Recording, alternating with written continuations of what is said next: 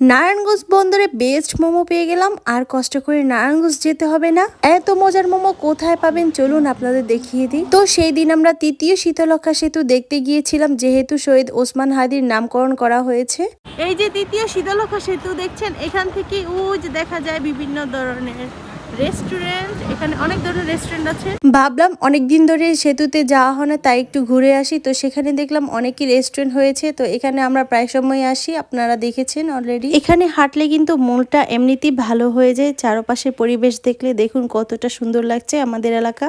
এই সেতুটা হাঁটার পরে সামনে একটা এরকম সিঁড়ি পাওয়া যায়, তো সেখান থেকে আমরা নেমে একদম রেস্টুরেন্টের কাছে চলে যাই।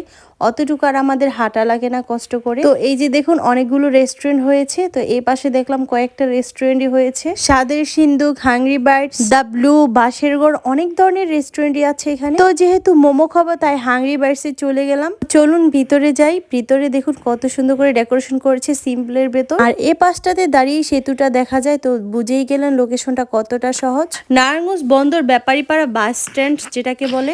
আমরা প্রায় সময় দ্য ব্লুর খাবার খাই, বাট আজকে ফার্স্ট টাইম হাংরি বাইটস রেস্টুরেন্টের খাবার খাবো। এইখানে আপনারা পাবেন chicken fry, chicken wings, chicken momo, chicken pasta, অনেক কিছুই পাবেন এখানে।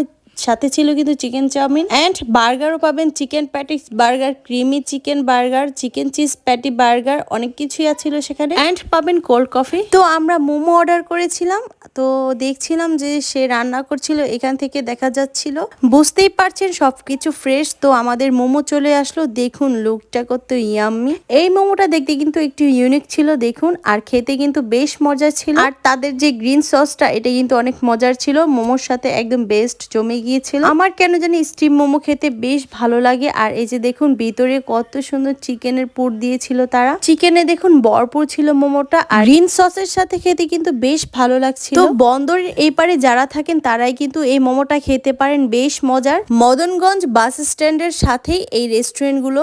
এই রেস্টুরেন্টগুলোর প্রত্যেকটির খাবারই আসলে অনেক মজার, আপনারা ট্রাই করলে বুঝতে পারবেন। আর কে কে মোমো খেয়েছেন অবশ্যই জানাবেন। যেহেতু আমাদের পাশের এলাকায়, তো আমরা প্রায় সময় আসি। তো আপনারা আসলে আশা করি ভালো লাগবে। সবাই ভালো থাকবেন, সুস্থ থাকবেন। সকলের জন্য ভালোবাসা রইল। আল্লাহ হাফেজ।